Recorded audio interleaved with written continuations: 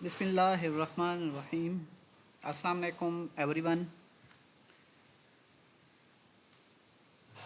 I hope you all will be fine. So today we are going to discuss about growth of bacteria. तो आज का जो हमारा lecture है वो इंट्रोडक्टरी माइक्रोबायोलॉजी का 13 लेक्चर है और आज के लेक्चर में आपको ग्रोथ ऑफ बैक्टीरिया के बारे में बताया जाएगा। तो आज के लेक्चर में हम ग्रोथ ऑफ बैक्टीरिया डिस्कस करेंगे। आपको ग्रोथ ऑफ बैक्टीरिया के बारे में बताया जाएगा कि बैक्टीरिया की जो ग्रोथ है वो हम किन मेथड से हम बैक्टीरिया को जो है वो ग्रो कर सकते हैं, लैब में किस तरह से उसको ग्रो करा सकते हैं। देन बैक्टीरिया जो है वो नेचुरल मेथड कौन कौन से बैक्टीरिया के हैं जिनसे वो ग्रो करता है, और जो मेन मेथड है बैक्टीरिया का ग्रो करने का या डिवाइड होने का वो डिस्कस किया जाएगा। देन ग्रोथ साइकिल, बैक्टीरिया में एक ग्रोथ साइकिल को डिफरेंट जो है ग्रोथ साइकिल्स के जो स्टेप्स हैं उनके बारे में आपको बताया जाएगा। देन डिफरेंट मीडिया जो लैब में हम यूज़ करते हैं for the cultivation of bacteria वो हम डिस्कस करेंगे। तो आज का लेक्चर स्टार्ट करते हैं। Growth of bacteria. Bacterial growth is proliferation of bacterium into two daughter cell. Bacterial growth basically proliferation है बैक्टीरियम की। बैक्टीरियम सिंगल जो ऑर्गेनिज्म होगा उसको हम बैक्टीरियम कहेंगे, इनटू टू डॉटर सेल। तो एक सिंगल बैक्टीरियम जो है वो टू डॉटर सेल में जो है वो डिवाइड होगा, प्रोलिफरेट होगा in a process called binary fission. तो इसकी प्रोलिफरेशन या इसकी जो डिवीजन है वो एक प्रोसेस से होगी जिसे हम बाइनरी फिशन कहते हैं। बाइनरी मीन दो, फिशन मीन टूटना। तो एक जो पेरेंट बैक्टीरियम होगा वो डिवाइड होगा इनटू टू बैक्टीरियम। तो दो बैक्टीरियम में वो डिवाइड होगा through a process which is called binary fission, providing no event occur the resulting daughter cells are genetically identical to original cell.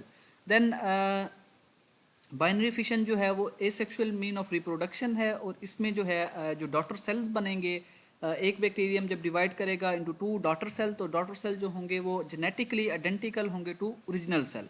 Genetically identical होंगे वो पेरेंटल सेल के, original cell जिनसे वो डिवाइड हुए हैं, तो जिसकी डिवीजन से वो बने हैं, तो जेनेटिकली आइडेंटिकल होंगे to original cell. Bacteria produced by binary fission. Bacteria जो है वो बाइनरी फिशन, ये इसकी सेकंड डेफिनेशन है। बैक्टीरिया बाइनरी फिशन से जो है वो रिप्रोड्यूस करते हैं, a process by which one parent cell divide to form two progeny cell. तो इसमें एक वन पेरेंटल सेल जो है वो डिवाइड होगा इनटू टू प्रोजीनी सेल। तो उससे जो होंगे फर्दर दो प्रोजीनी सेल, जो डॉटर सेल बनेंगे उनको हम प्रोजीनी सेल कहेंगे। तो एक बैक्टीरियम जो है वो डिवाइड होगा into two progeny cell because cell one cell gives rise to two progeny cell. Bacteria are said to undergo exponential growth. Then एक बैक्टीरियम जो है वो डिवाइड होता है, और थ्रू बाइनरी फिशन एक बैक्टीरियम जो है उसकी डिवीजन होती है इनटू टू डॉटर सेल्स। तो बैक्टीरिया का जो ग्रोथ है वो एक्सपोनेंशियल ग्रोथ कहलाती है। एक्सपोनेंशियल मीन लॉगरिथमिक ग्रोथ जो है इसकी है। मतलब एक सेल जो है वो दो में डिवाइड होगा, इसी तरह से दो सेल जो होंगे देन वो डिवाइड होंगे इनटू फोर सेल्स,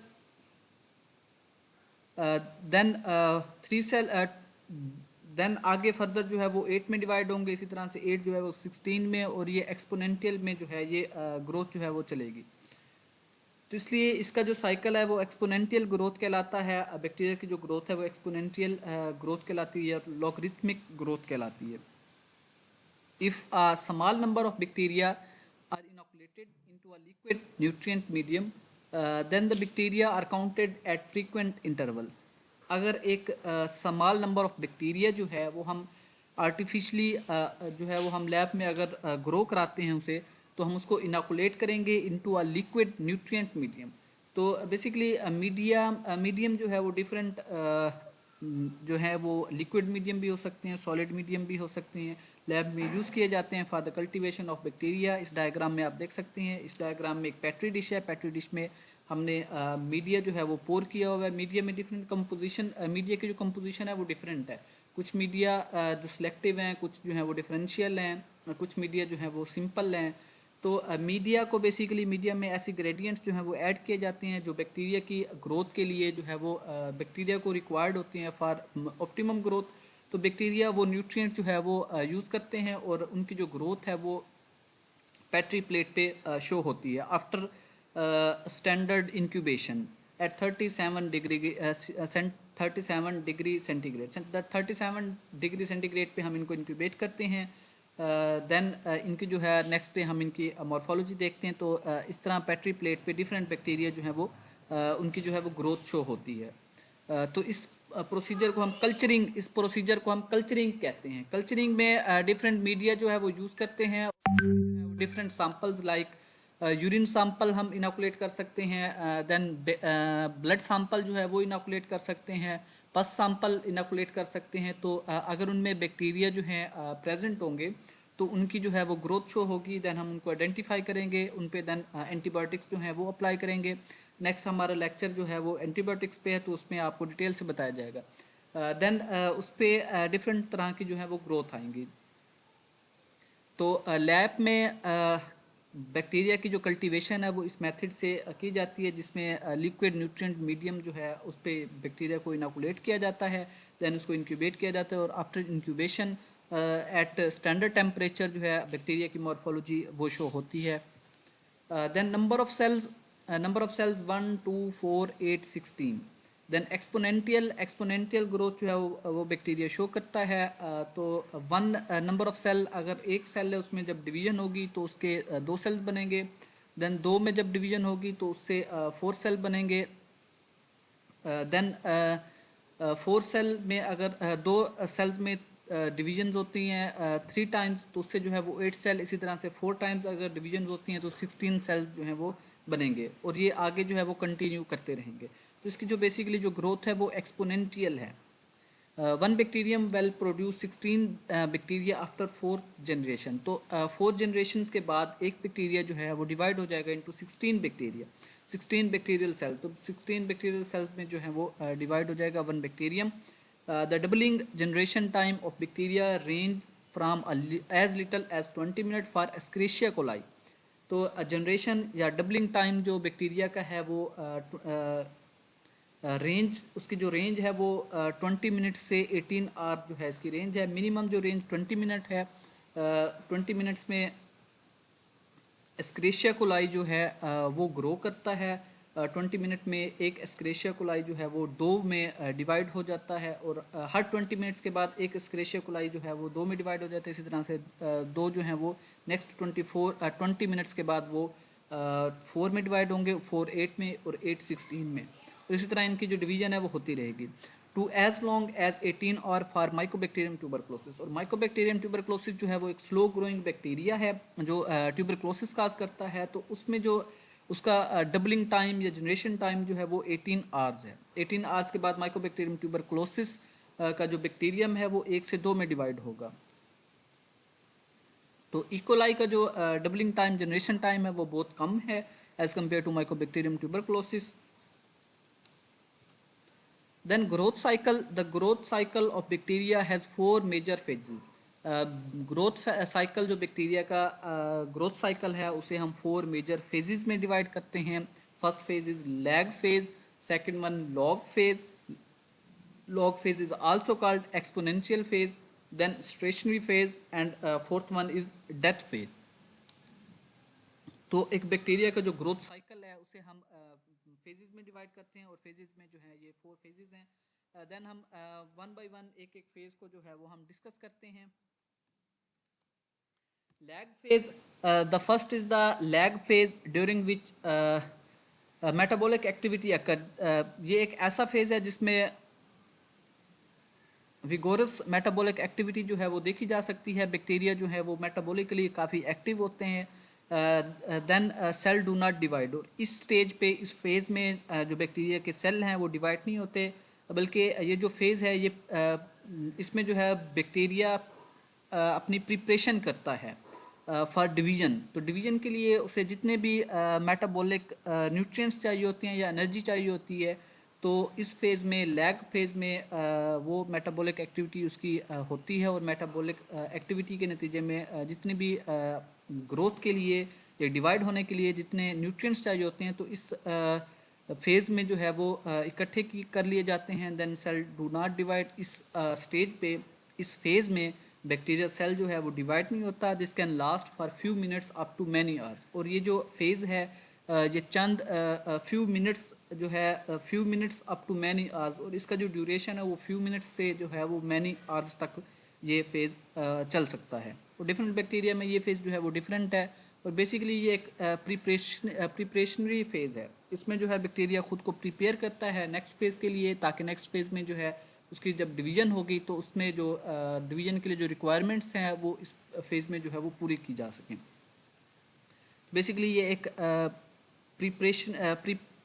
ये एक जो है एक ऐसा फेज़ है जिसमें बैक्टीरिया खुद को प्रिपेयर करता है for next phase.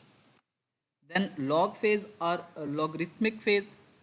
The logarithmic phase is when rapid cell division occur. तो logarithmic phase एक ऐसा phase है जिसमें जो है rapid cell division होती है। बैक्टीरिया जो है वो rapidly divide करता है, और rapidly divide करता हुआ जो है 1 से 2, 2 से 4, और लास्ट फेज, पिछले फेज में जो लैग फेज था उसमें जितने भी मेटाबॉलिक या न्यूट्रिएंट जो है बैक्टीरिया कैमुलेट करेगा, तो इसमें जो है वो यूज़ करेगा, यूटिलाइज करेगा, और यूटिलाइज करता हुआ रैपिडली जो सेल होगा वो डिवाइड होगा। वन बैक्टीरियम जो है वो 2 में डिवाइड होगा, इसलिए इस फेज़ को लॉगरिथमिक फेज़ भी कहते हैं। Then beta lactam drugs such as penicillin.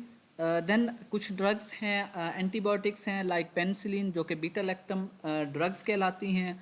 तो एक्ट करती हैं during this phase because drugs are effective when cells are making peptidoglycan when they are dividing. तो कुछ एंटीबायोटिक्स हैं beta lactam drugs. Beta lactam drugs में penicillin जो है वो आती हैं। तो पेनिसिलिन जो है वो एक्ट करेंगी बैक्टीरिया पे। बैक्टीरिया को उस वक्त पेनिसिलिन जो है वो किल करेंगी जब बैक्टीरिया डिवाइड हो रहे होंगे। जब बैक्टीरिया का लॉग फेज़ होगा तो उस लॉग फेज़ में बैक्टीरिया पे जब हम पेनिसिलिन या बीटा लैक्टम ड्रग्स जो हैं वो हम अगर अप्लाई कराते हैं, किसी पेशेंट को देते हैं, देन उस बैक्टीरिया की जो है वो किलिंग होगी, बैक्टीरिया जो होगा वो किल होगा, और एंटीबायोटिक जो होगी वो बैक्टीरिया पे अफेक्टिव होगी। तो एंटीबायोटिक्स के लिए, बीटा लैक्टम ड्रग्स के लिए भी ये फेज़ जो है वो इम्पोर्टेंट है। इस फेज़ में बीटा लैक्टम ड्रग्स जो हैं वो मैक्सिमम हम यूज़ करते हैं ताकि बैक्टीरिया को जो है वो लॉग फेज़ या लॉगरिथमिक फेज़ में ही किल किया जा सके।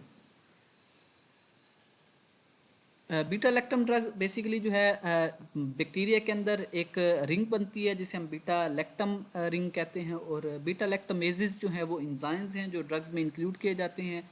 और ये ड्रग्स जो हैं वो उसका जो बैक्टीरिया का जो बीटा लैक्टम रिंग होता है उसकी ब्रेक डाउन करते हैं, और बीटा लैक्टम रिंग की ब्रेक डाउन होने की वजह से बैक्टीरिया का जो पेप्टाइडोग्लाइकिन स्ट्रक्चर है वो डिस्टर्ब होता है, और बैक्टीरिया अपनी सेल वाल जो है, पेप्टिडोग्लाइकिन बेसिकली फर्दर जो है वो सेल वाल का एक कॉन्स्टिट्यूंट है, और सेल वाल का बेसिक बिल्डिंग ब्लॉक जो है वो पेप्टिडोग्लाइकेन है। तो उससे जो है जब बीटा लैक्टम ड्रग अप्लाई करेंगे तो बीटा लैक्टम रिंग टूटेगा। बीटा लैक्टम रिंग टूटेगा तो पेप्टिडोग्लाइकेन जो है वो डेवलप नहीं होगी, और पेप्टिडोग्लाइकेन जब डेवलप नहीं होगी तो बैक्टीरिया को जो सेल वाल होगी, सेल वाल जो होगी वो डेवलप नहीं होगी, और बैक्टीरिया की जब सेल वाल डेवलप नहीं होगी देन उसकी किलिंग या बैक्टीरिया जो है वो सर्वाइव नहीं करेगा, और बैक्टीरिया की जो है वो ब्रेक डाउन हो जाएगी, बैक्टीरिया की किलिंग हो जाएगी।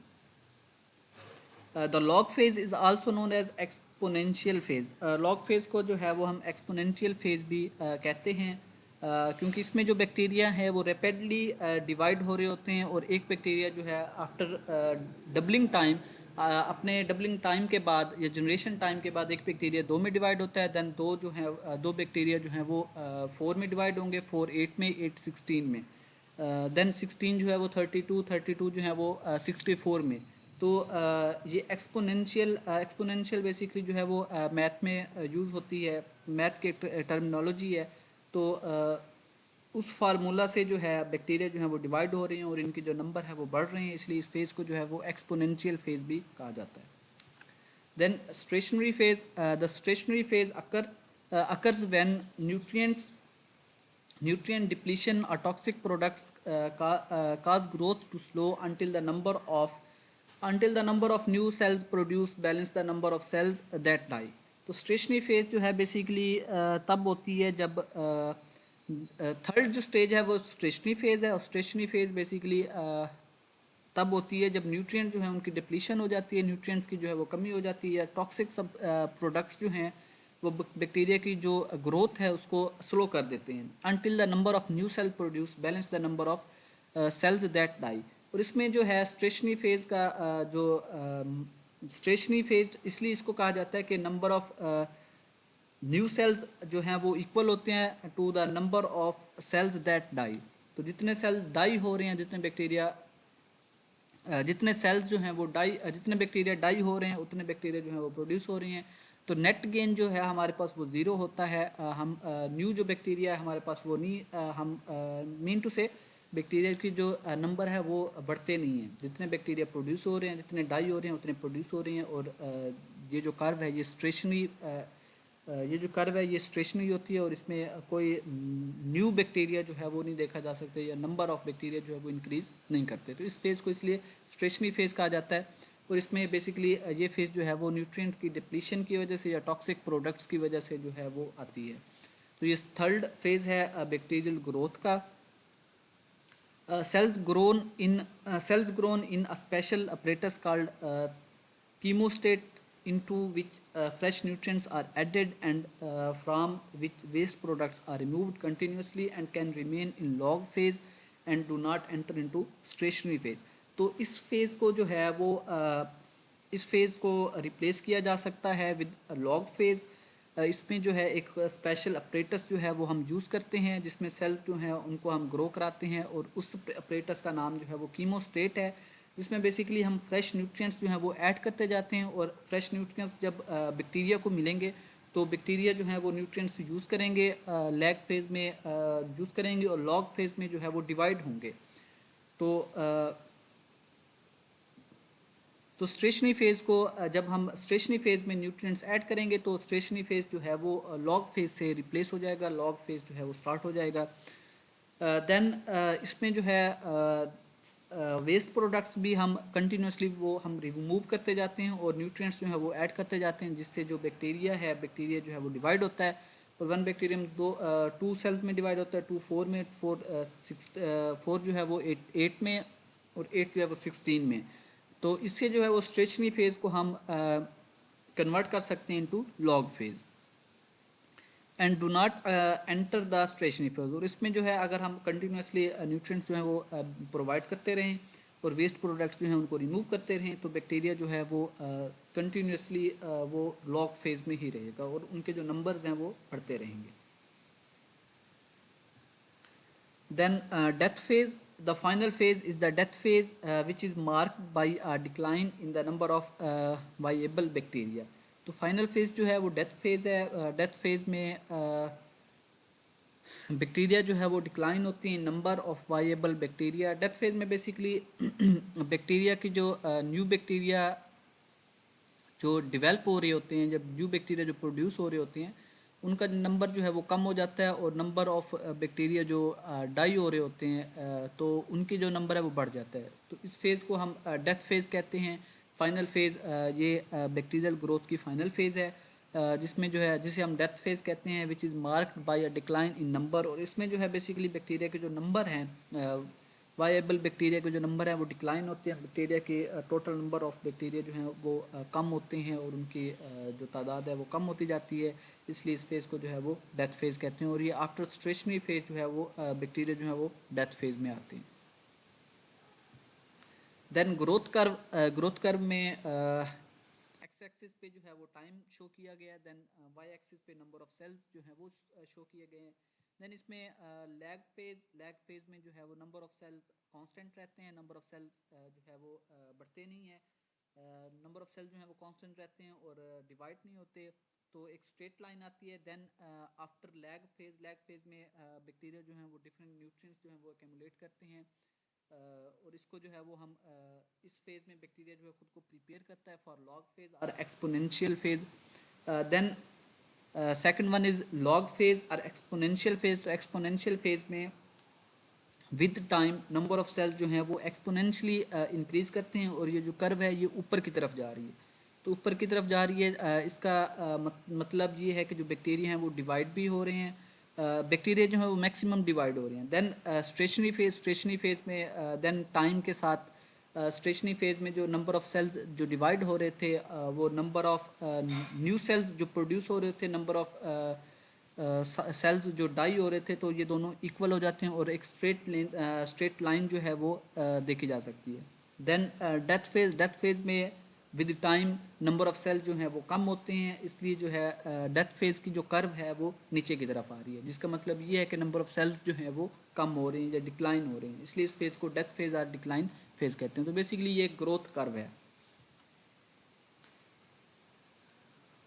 देन ऑब्लिगेट इंट्रासेलुलर ग्रोथ, कुछ बैक्टीरिया जो है वो ऑब्लिगेट इंट्रासेलुलर ग्रोथ जो है वो शो करते हैं। वैसे ऑब्लिगेट इंट्रासेलुलर ग्रोथ जो है वो वायरस की प्रॉपर्टी है। वायरस जितने भी वायरसेस हैं वो सारे ही ऑब्लिगेट इंट्रासेलुलर पैरासाइट्स हैं। सेल्स के अंदर ही जो है बैक्टीरिया वो ग्रो करते हैं, सेल के अंदर ही जो वायरसेस हैं वो ग्रो करते हैं, सेल के बाहर जो है उनको हम ग्रो नहीं करा सकते, या सेल से बाहर जो है वो ग्रोथ नहीं करते। तो कुछ बैक्टीरिया जो हैं वो ओब्लिगेट इंट्रासेलर ग्रोथ जो है वो शो करते हैं। Obligate mean strict, intracellular intra mean into the cell, into cellular mean cell. तो सेल्स के अंदर जो बैक्टीरिया ग्रो करेंगे उनको हम ओब्लिगेट इंट्रासेलर ग्रोथ कहेंगे। Most bacterial pathogens of humans are capable of growing on artificial media. In clinical laboratory mostly जो bacterial pathogens हैं जो human में different diseases काज करते हैं, तो वो artificial media पे जो है वो clinical laboratory में हम उनको grow करा सकते हैं। The term artificial means that the medium is composed of purified chemicals such as sugar, amino acids, salts such as sodium chloride. तो आर्टिफिशियल मीडिया मीन उसमें जो है मीडियम हम खुद बनाएंगे, मीडियम में जो है वो प्योरीफाइड केमिकल्स जो होंगे वो ऐड होंगे, like sugar, amino acid, salts and sodium chloride. तो इन केमिकल्स को जो है वो बैक्टीरिया यूज़ करेगा, बैक्टीरिया यूटिलाइज करेगा, यूटिलाइज करने के बाद जो है वो अपनी ग्रोथ जो है वो शो करेगा। Often blood is added in the form of sheep's blood. Even जो है ब्लड एगर भी एक मीडिया है, तो उसमें हम ब्लड भी ऐड करते हैं ताकि शीप का जो ब्लड है वो ऐड करते हैं ताकि न्यूट्रिशनल पर्पस जो है बैक्टीरिया के वो कंप्लीट हों और बैक्टीरिया जो है वो ग्रो करे। तो बेसिकली ब्लड एगर जो है वो हम इसलिए ऐड करते हैं ताकि जो है बैक्टीरिया की जो नीड है to grow within the red blood cell वो कंप्लीट हो सके। तो जब हम शीप का ब्लड डालेंगे तो उसमें शीप के ब्लड में बैक्टीरिया उन्हीं आरबीसीज के अंदर जो है रेड ब्लड सेल्स के अंदर ग्रो करेगा और उनके जो नंबर्स हैं वो बढ़ेंगे। However certain bacteria pathogens of humans, कुछ बैक्टीरियल पैथोजेंस ह्यूमंस में नोटेबली क्लेमाइडिया एंड रिकेट्सिया, तो रिस्पेक्टिवली कुछ हैं chlamydia, rickettsia and Escherichia coli and anaphlegia can grow within the living cell. तो एस्क्रेशिया कोलाई है, इसी तरह से एनाप्लेजिया है, रिकेट्सिया एंड क्लेमेडिया जो हैं ये एक ऐसे पैथोजेंस हैं जो इंट्रासेलुलर जो हैं वो इंटरसेलुलर हैं और सेल के अंदर जो है वो ग्रो करते हैं। They are obligate intracellular parasites meaning that it is obligatory. तो ये ओब्लिगेट इंट्रासेलुलर पैरासाइट्स हैं, mean to say it is obligatory, ये बहुत अहम है, इम्पोर्टेंट है that they grow within the cell, कि ये सेल के अंदर ही ग्रो करेंगे, सेल के बाहर ये ग्रो नहीं करेंगे। The main reason for this is that they lack the ability to produce sufficient ATP. तो इसकी जो रीज़न है कि ये सेल से बाहर जो है वो ग्रो नहीं करते, तो उसकी रीज़न ये है कि इनके अंदर जो है वो सफिशेंट एटीपी ये खुद प्रोड्यूस नहीं कर सकते, इनकी एबिलिटी नहीं है to produce sufficient ATP, adenosine triphosphate and must use ATP produced by the host cell. इसलिए जो है ये ATP produced by host cell, जो होस्ट सेल एटीपी प्रोड्यूस करेगा तो उसको ये यूटिलाइज करेंगे। और आरबीसीज में जो है वो ग्लाइकोलाइसिस हो रही होती है, और ग्लाइकोलाइसिस में जो है ग्लाइकोलाइसिस का जो प्रोडक्ट है वो एटीपी है। तो इसलिए जो है आरबीसीज में ये बैक्टीरिया जो है वो ग्रो करेंगे और वहाँ पे जो ग्लाइकोलाइसिस के रिजल्ट में एटीपी की जो प्रोडक्शन होगी ये यूटिलाइज करेंगे और अपनी ग्रोथ शो करेंगे। Then aerobic and anaerobic growth, for most organism an adequate supply of oxygen enhances the metabolism and growth.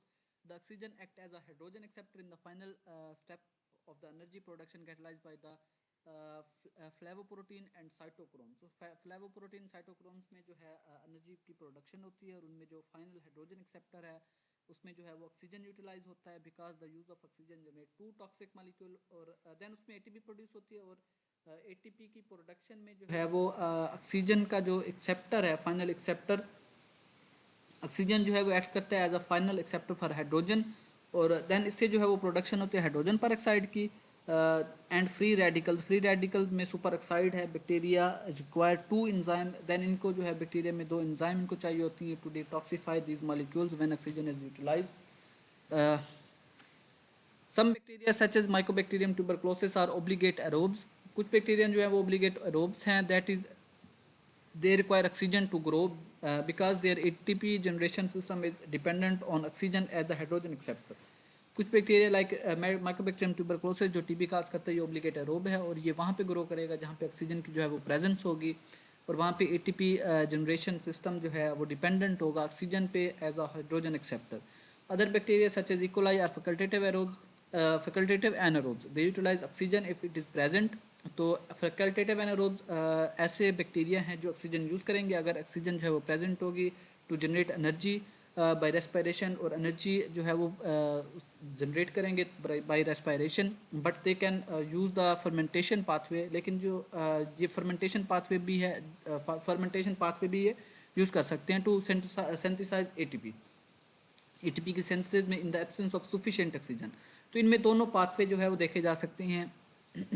Oxygen present होगी तो ये सेलुलर रेस्पिरेशन करेंगे अगर ऑक्सीजन एब्सेंट है देन ये फर्मेंटेशन पाथवे करेंगे for the production of ATP in the absence of sufficient oxygen. इसलिए हम इन्हें फैकल्टेटिव एनारोब्स कहते हैं. The third group of bacteria consist of the obligate anaerobes such as clostridium tetani which can not grow in the presence of oxygen. Then third group जो है वो obligate anaerobe है strict anaerobe है जो in the presence of oxygen कभी भी grow नहीं करेगा because they lack either superoxide dismutase और कैटलेज. तो इनमें जो है सुपर ऑक्साइड डिसम्यूटेज और कैटलेज जो है वो एब्सेंट होता है और बोथ जिसकी वजह से जो है इनमें जो है वो इनको ऑक्सीजन नहीं चाहिए होती ऑक्सीजन ये यूटिलाइज नहीं करते. Obligate anaerobes very in their response to oxygen exposure. some can survive but are not able to grow whereas other are killed rapidly. कुछ जो हैं वो इनमें सर्वाइव कर सकते हैं कुछ जो हैं वो बैक्टीरिया रैपिडली जो हैं वो किल हो जाते हैं अगर उनको जो है ऑक्सीजन की प्रेजेंस में उनको रखा जाए. तो ये आज का लेक्चर था. अगर फर्दर आप लोगों की कोई क्यूरी है तो काइंडली आप ग्रुप में डिस्कस कर सकते हैं. Thank you. अल्लाह हाफिज़.